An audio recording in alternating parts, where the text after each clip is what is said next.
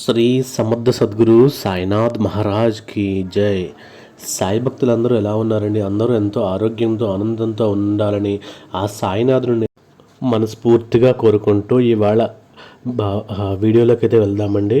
అయితే ఈరోజు వీడియోలో బాబా గారు ఏం చెప్తున్నారు అంటే, తల్లి కళ్ళు మూసుకొని నీ సాయి చేతులు పట్టుకోమా, ఇది కోటిలో ఒక్కరికి దక్కే మహాభాగ్యం. నీ జీవితంలో ఊహించినటువంటి వైరాగ్యం వైభోగం నీకు లభించబోతుంది. ఒక్కసారి ఈ సాయి మాట వినిచూడు తల్లి అని బాబాగారు ఈరోజు మంచి సందేశంతో మన ముందుకు వచ్చారండి. ప్రతి ఒక్కరూ కూడా బాబాగారి మీద నమ్మకంతో, శ్రద్ధతో, భక్తితో బాబాగారు ఏం చెప్పాలనుకుంటున్నారో అర్థం చేసుకోవడానికి ప్రయత్నం చేయండి. అలాగే బాబాగారు ఈ రోజున మనందరి కోసం ఒక మంచి సందేశాన్ని తీసుకువచ్చారు. దాని ద్వారా మన జీవితంలో ఉన్న కష్టాలను తొలగించడానికి ఒక అవకాశం అందిస్తున్నారు. దాని ద్వారా జీవితంలో ఉన్నత స్థాయికి ఎదగడానికి బాబాగారు అందించే ప్రోత్సాహం చాలా గొప్పది. ప్రతి ఒక్కరూ కళ్ళు మూసుకుని బాబాగారిని ఒకసారి తాకి చూడండి. బాబాగారి చేతులను పట్టుకుని చూడండి. బాబాగారు ఏం చెప్పాలనుకుంటున్నారో అర్థమవుతుంది. ఎంతో సంతోషంగా ఉంటావో ఆనందాన్ని నీకు పంచుతాను, అంత ఆనందాన్ని పంచుతాను. జీవితంలో ఎప్పుడూ కూడా ఓటమిని చూసి భయపడొద్దు. వచ్చిన కష్టం చూసి భయపడి కుమిలిపోవద్దు. దానిని ఏ విధంగా పరిష్కరించుకోవాలా అని ఆలోచించాలి. నీకు ఈ సాయి ఉన్నంత వరకు నిన్ను గెలిపిస్తూనే ఉంటాడు. ఇప్పుడు వచ్చిన కష్టం చూసి బాధపడవద్దు. ఆ కష్టం నీ నుండి దూరం అయ్యేలా నేను చేస్తాను తల్లి. నువ్వు అనుకున్నది సాధించే సమయం రాబోతుంది. నువ్వు ఎప్పటి నుంచినో అడుగుతున్న కోరిక తీరబోతుంది తల్లి. నీకు నీ జీవితంలో ఈ అదృష్టం పట్టబోతుంది. కాస్త ఓపికతో ఎదురుచూడు తల్లి అని సాయి నా మీద నమ్మకం ఉంచు అని చెప్పేసి చెప్తున్నారండి. అలాగే నువ్వు 10 మంది బాగుండాలని ఆశిస్తే నీ జన్మ కూడా ధన్యమైనట్టే అవుతుంది. నువ్వు అంత గొప్ప స్థాయిలో కనిపించాలి అంటే నువ్వు ధర్మబద్ధంగా నడవాలి. నువ్వు ఏడుస్తూ కూర్చుంటే నీకు ఎప్పటికీ విలువ దక్కనివ్వరు. నువ్వు ఎక్కువ బాధపడినప్పుడు ఇది ఒక్కసారి గుర్తుపెట్టుకో. నవ్వినప్పుడు మంచి కర్మ ఫలితం లభిస్తుందని అర్థం చేసుకో. కానీ జీవితంలో ఏడ్చినప్పుడు మంచి పనులు చేయడానికి సమయం ఆసన్నమైందని అర్థం చేసుకో. అంతేకాని కష్టాలను చూసి ఏడ్చుకుంటూ కూర్చుని లేదా సంతోషం వచ్చిందని నవ్వుతూ 10 మందితో విర్రవీగుతూ అహంకారంతో బ్రతకవద్దు. నీ కాలక్షేపం కోసం, అవసరం కోసం ఎదుటివారితో బంధం పెంచుకోకు. ఎందుకు అంటే వారు నిజమైన బంధంగా భావించవచ్చు. కాబట్టి బంధానికి ఇచ్చే విలువ ఇవ్వు తల్లి. అది ఎప్పటిలాగా నీతోనే ఉంటుంది. ఆ తల్లి అది సున్నితమైనటువంటి మరియు మంచి హృదయం కల వ్యక్తులు ఎప్పుడూ కూడా మానవ సంబంధాలు దురదృష్టవంతుల వలె ఉంటాయి. ఎందుకు అంటే అలాంటి వారికి కష్టాలనే ఎక్కువగా వస్తూ ఉంటాయి. వీరు మంచిగా ప్రవర్తిస్తారు. మంచి బంధాల కోసం ఎదురు చూస్తూ ఉంటారు. బుద్ధిగా ప్రవర్తించాలి అనుకుంటారు. అందరితో బాగుండాలి అని అనుకుంటారు. మంచి బంధం కోసం ఎదురు చూస్తూ ఉంటారు. అలాంటి వ్యక్తిత్వం ఎక్కడా దొరకదు తల్లి. మరి అలాంటి వ్యక్తిత్వం కోసం ఎదురు చూసే వాళ్లకు ఎందుకు ఇన్ని కష్టాలు భగవంతుడు కల్పిస్తారు అంటే, ప్రతి మనిషి నీలా ఉండరు తల్లి. అందరూ ఒకేలా ఉండాలి అంటే ఈ ప్రపంచం అంతా ప్రతి మనిషి, ప్రతి జీవి ధర్మబద్ధంగా నడుచుకోవాలి. అలా నడుచుకోవాలి అంటే ప్రతి మనిషిలోనూ మార్పు రావాలి. అలా మారడం చాలా కష్టం. వారి కర్మఫలములను వారి బతకనివ్వాలి. మనం వ్యక్తిత్వం గురించి ఒకరు వేలెత్తి చూపిస్తున్నారు అంటే వారికి నచ్చినట్టు మనం ఉండలేమనే అర్థం. అంతేకాని మన వ్యక్తిత్వం బాగాలేదని కాదు. వేలెత్తి చూపే వారందరూ నీతిమంతులు కాదు. మన జీవితంలో మన చుట్టూ ఎందరో ఉంటారు. ఎన్నో మాట్లాడతారు. అందరూ మనల్ని బాధ పెట్టవచ్చు. కానీ మనం ఎప్పుడూ ఎవరిని నొప్పించొద్దు. భగవంతుడు వారికి తగిన శిక్ష విధిస్తాడు. భగవంతుడు ఒక్కొక్కసారి నీకు ఒంటరిగా ఉండే పరిస్థితిని కల్పించవచ్చు. ఎందుకు అంటే నీకు ఆ దేవుడు తప్ప ఎవరి అండ అవసరం లేదని చెప్పడానికి మాత్రమే. భగవంతుడు అండగా ఉండినప్పుడు భగవంతుడు ఎప్పుడూ తన వెంటే నడుస్తూ ఉంటాడు. నీకు ధైర్యాన్ని కలిగించడానికి, మనసులో ఉన్నటువంటి ఆవేదనను తగ్గించడానికి నువ్వు ఆ పరమాత్ముడి ముందు కూర్చుని రోధించు, బాధించు, నీ బాధనంతయు చెప్పుకో. అంతేకాని ఇతరులతో పంచుకుంటే ఎంతో నష్టం జరుగుతుంది తల్లి. స్వార్థపరుడి గురించి అవగాహన అతడు నీ గురించి వచ్చిన తర్వాత వస్తుంది. నిస్వార్థ వ్యక్తిని గ్రహించడం అతను కోల్పోయిన తర్వాత తెలుస్తుంది. అలాంటి వ్యక్తిత్వం ఉన్న వాళ్ళు నీ చుట్టూ ఉంటే వారిని దగ్గరికి తీసుకో తల్లి. అలాంటి వారు ఎప్పటికైనా సరే నీకు ఉపయోగపడతారు. తల్లి, నీ దగ్గర ఏ విధమైనటువంటి హోదా, అధికారం, డబ్బు లేనప్పుడు నిన్ను గౌరవించినటువంటి వారిని ఎప్పుడూ వదులుకోవద్దు. అలాంటి వారు నీకు సన్నిహితంగా ఉంటూ నీ జీవితంలో నువ్వు ఒక మంచి స్థాయిలో ఉంటే చూడాలని ఆరాటపడుతూ ఉంటారు. అలాంటి వారిని ఎప్పటికీ దూరం చేసుకోవద్దు తల్లి. ముందుగా నీ తల్లిదండ్రులు ఎప్పటికీ బాధ పెట్టవద్దు. వారిని ప్రేమగా చూసుకో. మనిషిగా పుట్టి ఇతరుల పట్ల ఏమాత్రము దయచూపకపోవడం అనేది అత్యంత హీనమైనది. అది నిన్ను ఎప్పటికైనా సరే కర్మ రూపంలో బాధిస్తుంది. దేవుడు డబ్బును గురించి ఏమనుకుంటున్నాడో మీకు తెలుసుకోవాలని ఉంటే దేవుడు డబ్బు ఇచ్చిన మనుషులను చూడండి. అంతే, అప్పటికే అర్థమవుతుంది డబ్బు ఉన్నవారి సమస్యలు ఏ విధంగా ఉంటాయి, డబ్బు లేని వారి చోట జీవితం ఏ విధంగా సాఫీగా జరుగుతుంది. అలాగే మధ్యతరగతి జీవితం ఏ విధంగా ఉంటుంది, ఎవరి జీవితాల్లో ఆనందం కనిపిస్తుందో ఒక్కసారి నువ్వే తొంగి చూడవచ్చు. నువ్వు డబ్బును 2 విధాలుగా సంపాదించవచ్చు. ఎక్కువ సంపాదించడం ద్వారా లేదా తక్కువ ఖర్చు చేయడం ద్వారా. నువ్వు ఏ విధంగా పొదుపు చేసుకుంటే నీ చేత డబ్బు ఆ విధంగా నిలబడుతుంది. తల్లి, గుణం చూసి గౌరవించే రోజులు మన తాతల కాలంలోనే పోయాయమ్మా. ఇప్పుడంతా ధనం, డబ్బు, హోదా ఇవన్నీ చూసి మాత్రమే గుర్తింపు లభిస్తుంది. అలాగే గౌరవం కూడా ఇస్తున్నారు. మరి నీ జీవితం ఏది లేదు అని ఏమాత్రం నువ్వు బాధపడకు. నీ చుట్టూ నీకు వలయంలా ఈ సాయి ఉన్నాడు. శ్రీ సాయి రక్ష ఉన్నంత వరకు ఎన్ని మాటలు అన్నా కూడా నువ్వు పట్టించుకోవద్దు. డబ్బు మనిషిగా మారద్దు, కానీ మనిషి స్వభావాన్ని ఖచ్చితంగా బయటపడుతుంది. మరి ఆ డబ్బే కనుక నిన్ను ఒకవేళ బాధిస్తూ ఉంటే ఆ డబ్బు ఈరోజు నీతో ఉండవచ్చు, రేపు నీ దగ్గర లేకపోవచ్చు. ఈరోజు ఉంది అని విర్రవేయకూడదు, రేపు లేదని బాధపడవద్దు. ఎప్పుడూ కూడా ఒకేలా ఉండాలి. ఈరోజు వచ్చింది చూడు. నువ్వు మురిసిపోయి అహంకారాన్ని చూపించవద్దు. అహంకారాన్ని మళ్ళీ నిన్ను లేవదీస్తుంది. ఎంత డబ్బైనా సంపాదించుకో, తప్పు లేదు, కానీ అవతల వాళ్ళని చులకనగా చూసి జబ్బును మాత్రం నయం చేసుకో. అది నిన్ను ఎప్పటికైనా బాగు చేస్తుంది. ప్రతి రూపాయి పేదవాడి దరిచేరదు, మధ్యతరగతి వాళ్ళ దగ్గర నిలబడదు. ధనవంతుడి వద్ద దీనికి అంత విలువ ఉండదు. కాబట్టి ప్రతి మనిషి కూడా డబ్బుకి అంత విలువ ఇస్తుంటారు. తల్లి, భరిస్తున్నాను కదా అని చెప్పేసి బలవంతంగా తొక్కకూడదు. భరించే వాళ్లకు కంపించడం కూడా తెలుసు. ఒకసారి వారి ఓపిక నశిస్తే తట్టుకోవడం అనేది మన తరంగత కాదు. కాబట్టి సరే, బతుకు. నిన్ను చూసి నవ్విన వాళ్ళు, నిన్ను చూసి ఏడ్చిన వాళ్ళు అందరూ నిన్ను చూసి గర్వపడేలా బతకాలి. అప్పుడే నీ జీవితానికి ఒక సార్థక్యం లభిస్తుంది. ఎవరన్నారు భగవంతుడు కనిపించడం? సాటి జీవులకు సాయం అందించే ప్రతి హృదయంలోనూ భగవంతుడు కొలువై ఉన్నాడు. నువ్వు ఆ రూపంలో చూడు. ఖచ్చితంగా భగవంతుడు నీ చుట్టే ఉంటాడు. ప్రతి ఒక్కరి జీవితంలో 2 కీలకమైనటువంటి వ్యక్తులు. ఒకరు జన్మనిచ్చిన తల్లి అయితే మరొకరు తాళి కట్టిన భార్య. ఒకరు జన్మనిస్తే మరొకరు జీవితాంతం ప్రేమిస్తారు. అమ్మ అంటే భారం కాదు, భార్య అంటే బానిస కాదు. అందరినీ ప్రేమగా చూసుకో. నీ ఇంటిల్లపాది ఎప్పుడూ సంతోషంగా ఉండాలన్నదే నా అభిప్రాయం తల్లి. ఎప్పుడు గలగలగా మాట్లాడేవాళ్ళు ఒక్కసారిగా మౌనంగా మారిపోయారంటే వాళ్ళ బాధలో అయినా ఉండాలి, లేదంటే మనసు బాధ పెట్టైనా ఉండాలి. వారిని కనీసం ఒక్కసారి పలకరించి చూడు. వారి బాధ నీకు అర్థమవుతుంది. ప్రతి మనిషి జీవితంలో మనం చేసే మంచి కానీ చెడు కానీ గమనించేది ఇద్దరు. పైనున్న ఆ భగవంతుడు, ఇంకొకరు మనసులో ఉన్న నీ జీవుడు. అది నువ్వు చేసే పనులు ఖచ్చితంగా గుర్తుపెట్టుకుంటుంది. కర్మ సిద్ధాంతం ప్రకారం నువ్వు చేసే మంచి పనులు, చెడు పనులు రెండూ కూడా నీ వెంటే ఉండి పోరాడతాయి.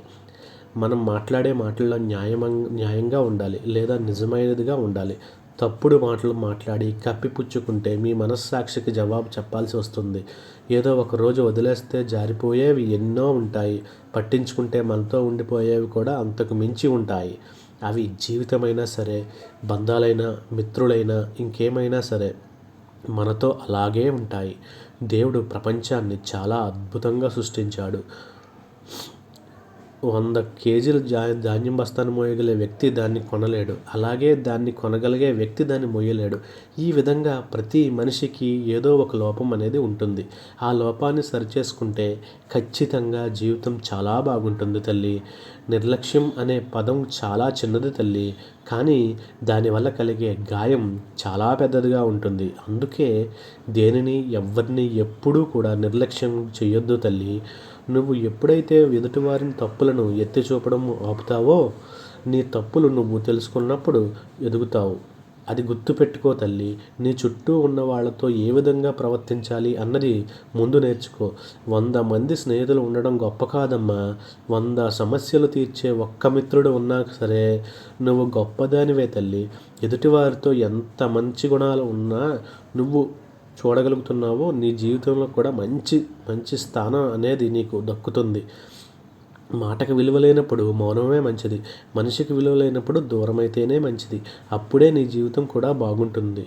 కొన్నింటిని ఓర్చుకుని చూడాలి, కొన్నింటిని చూస్తూ భరించాలి. ఎంత మనవాళ్ళు అనుకున్నా కూడా ఎవరు ఏ క్షణం ఎలా మారిపోతారో ఎవ్వరికీ కూడా తెలియదు తల్లి. కాబట్టి అందరితోనూ ప్రేమగా ఉండి చూడు. మనసులో ఉన్నటువంటి బాధని దాచుకో, వారితో పంచుకోవద్దు. ఒకవేళ నువ్వు పంచాలని చూసినా వారు నీ బాధను తీర్చేవారు కాదు. జనం దృష్టిలో గొప్పగా ఉన్నా లేకున్నా పర్వాలేదు, కానీ మనస్సాక్షికి ముందు గర్వంగా తలెత్తుకుని బతకగలిగితే అంతకంటే గొప్ప జీవితం ఉండదు తల్లి. ఎదుటి వారిలో కళ్ళల్లో బూడిద చల్లాలని నువ్వు అనుకుంటే అది ఎగిరి నీ కంటిలోనే పడవచ్చు. అది చాలా జాగ్రత్త తల్లి. కాబట్టి మనిషిని ఎప్పుడూ కూడా ఒకరి జీవితంలో ఉన్న కష్టం చూసి నవ్వడం లేదా చులకనగా చూడడం కానీ ఇలాంటివేమీ పెట్టుకోవద్దు తల్లి. అన్ని పాములు విషపూరితం కాకపోయినా పాములన్నీ ఒకలానే కనబడతాయి. అలానే మనుషులందరూ ఒకేలా కనపడ్డా వారిలో విషం కక్కే వాళ్ళు కూడా ఉంటారు. అలాంటి వారితో నువ్వు చాలా జాగ్రత్తగా ఉండాలి తల్లి. నీ చుట్టూ మంచితనంగా నటిస్తారు, కానీ నీకే సమస్యలను తెచ్చిపెడతారు. ప్రశాంతమైనటువంటి మనసు కంటే మించిన సంపద ఈ ప్రపంచంలో ఏదీ లేదు తల్లి. నువ్వు నీ జీవితంలో కోరుకోవాల్సింది అది ఒక్కటే, ప్రశాంతత. ప్రతి మనిషికి కావాల్సింది అదే. మనసు నిర్మలంగా ఉంచుకోవాలి, అందరితోనూ సంతోషంగాను ఉండడం నేర్చుకోవాలి తల్లి. ఈ సాయి మాటలు విను. ఎందుకు అంటే నీ భవిష్యత్తు బంగారుమయం చేసే బాధ్యత ఈ సాయి తీసుకున్నారు. ఎందుకు అంటే నువ్వు నా బిడ్డవి, నన్నే నమ్ముతావు, ఏది చెప్పినా సరే చక్కగా చేస్తావు, నువ్వు ఆనందాన్ని పంచాలని చూస్తావు తల్లి. నీ చుట్టూ ఉన్న వాళ్ళను ఎప్పుడూ సంతోషపరుస్తావు. అందుకే నువ్వంటే నాకు చాలా ఇష్టం తల్లి. నువ్వు పక్కనున్నప్పుడు ఇచ్చే విలువ కంటే నువ్వు లేనప్పుడు నీకు ఇచ్చే విలువే అవతలి వాళ్ళ మనసులో నీ యొక్క స్థానం ఏమిటో తెలియజేస్తుంది. అప్పుడు అది గుర్తుపెట్టుకొని నువ్వు ఎలా మసలుకోవాలో నేర్చుకో తల్లి. మనకు శత్రువులు పెరిగిపోతున్నారు అంటే మనం తప్పు చేస్తున్నామని కాదు, తప్పు చేసే వాళ్ళను అది తప్పని చెబుతున్నామని. అందుకే కాబట్టి నేను నీ జీవితంలో శత్రుత్వం అనేది పెరుగుతూ వస్తుంది కాబట్టి దాన్ని తొలగించు. ఎవరి వాకిలి వాళ్ళు శుభ్రం చేసుకున్నట్టే చాలు. ఏకంగా ఊరంతా శుభ్రపరచాలని చేయడం నువ్వు చేయలేవు. అంతేకాని ఊరంతా చేయడం అసాధ్యం. అలాగే నీ జీవితం కూడా నువ్వు బాగు చేసుకుంటే చాలు. అందరి జీవితాలు బాగు చేయాలనే పని నువ్వు నీ నెత్తిన వేసుకోవద్దు, అది అసాధ్యం అవుతుంది తల్లి. నీ చుట్టుపక్కల ఉన్న వాళ్ళతో ఆప్యాయంగా మాట్లాడు, అందరితో ప్రేమగా పలకరించు. ఏం చేస్తున్నావని కాకుండా ఎలా ఉన్నారు అని అడిగి చూడు. సంపాదన ఎంత అని అడగకుండా సంతోషంగా ఉన్నావా అని అడిగి చూడు. పని ఉన్నప్పుడు కాకుండా పని కట్టుకుని మాట్లాడితే పోయాక ప్రేమాభిమానాలు కాకుండా ఉన్నప్పుడే నేనున్నాననే భరోసా ఇస్తే ఎంతో సంతోషంగా వాళ్ళు ఇదవుతారు. నీ చుట్టూ ఉన్నవాళ్ళు నేను నమ్ముకున్న వాళ్ళను ఆ విధంగా బతకనివ్వాలి. ఎదుటివారు మారాలి అని కానీ మార్చాలి అని కానీ ప్రయత్నించకూడదు. మీరే మారాలి అంటే మన చుట్టూ ఉన్న వాళ్ళను మార్చడం మన చేతుల్లో ఏమీ ఉండదు. మనం మారితే ఖచ్చితంగా వాళ్ళు కూడా మారుతారు. కాళ్ళకి ఏం గుచ్చుకోకుండా ఉండాలి. అంటే మనం చెప్పులు వేసుకుంటాం కదా, రోడ్డు అంతా తెవచిపరుస్తామా ఏంటి? లేదు కదా. అలాగే ఈ విధంగా ఒకసారి జీవితాన్ని మార్చడం ప్రయత్నం చేయవద్దు. జీవితంలో సంతోషాలు తక్కువ, బాధలు ఎక్కువ, బాధలు అయితే ఎక్కువ ఉన్నాయని చెప్పేసి బాధపడద్దు. చెట్టుకు ఆకులు ఎక్కువ కానీ పూజ చేసే పువ్వులు మాత్రం తక్కువగానే పూస్తాయి. కానీ ఆకుల్ని చూసి ఎవ్వరు పట్టించుకోరు. ఆ విధంగానే మన జీవితం కూడా అంతేనమ్మా. నువ్వు ఎంత ఎత్తు ఎదిగితే నీ జీవితం అంత బాగుంటుంది. అది చూసి మురిసిపోయేవారు కొందరు ఉంటారు, అది చూసి కుళ్ళిపోయేవారు మరి కొందరు ఉంటారు. వారిని చూసి నువ్వు బాధపడడం మంచిది కాదు తల్లి. 7 అంతస్తుల మేడలో ఉన్నామా, ఏమీ లేని పూరి గుడిసెలో ఉన్నామా అనేది ముఖ్యం కాదు. ఎంత ప్రశాంతంగా జీవిస్తున్నామన్నదే ముఖ్యం. జీవితం అలాంటి వారికే అన్ని గుణపాఠాలు నేర్పిస్తుంది. దేవుడు ఆలస్యం చేసిన ప్రతి మనిషికి న్యాయమే చేస్తాడు. అన్యాయం మాత్రం ఎట్టి పరిస్థితిలో చెయ్యడు. ఆలస్యం వెనుక అద్భుతాలు ఎన్నో ఉంటాయి.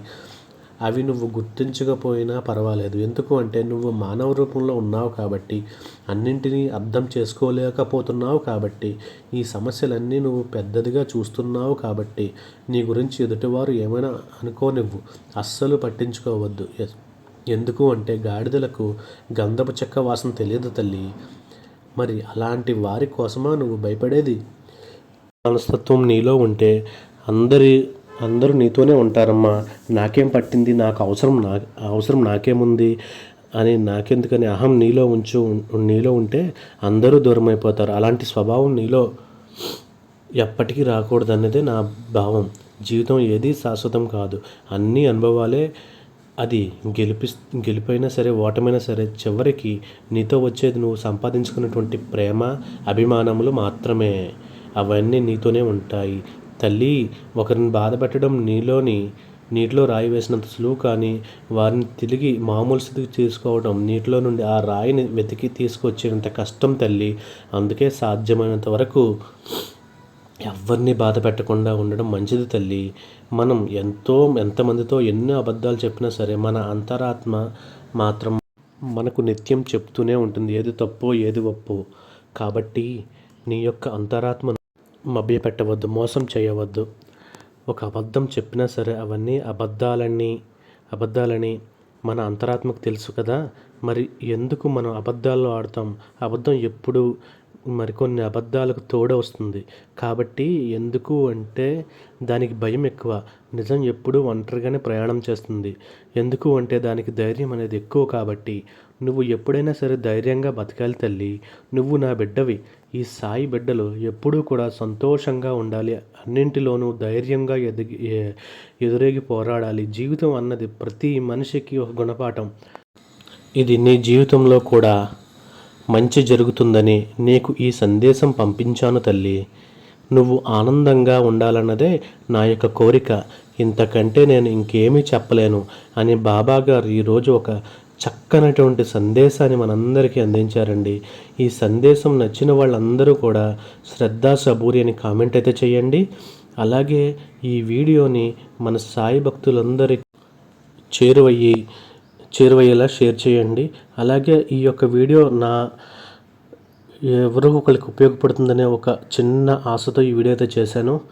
కాబట్టి మీరు నాకు మీ యొక్క అమూల్యమైనటువంటి సపోర్ట్ని నాకు ఇచ్చి నన్ను ముందుకు నడిపిస్తారని, ఇంకా ఇలాంటి మరిన్ని వీడియోలు చేసేలాగా ఆ సాయినాథుని ప్రార్థిస్తూ రేపటి వీడియోతో మళ్ళీ మీ ముందుకు వస్తాను. ఇప్పటిదాకా సర్వే జనా సుఖినో భవంతు. ఓం Sairam. Thank you for watching.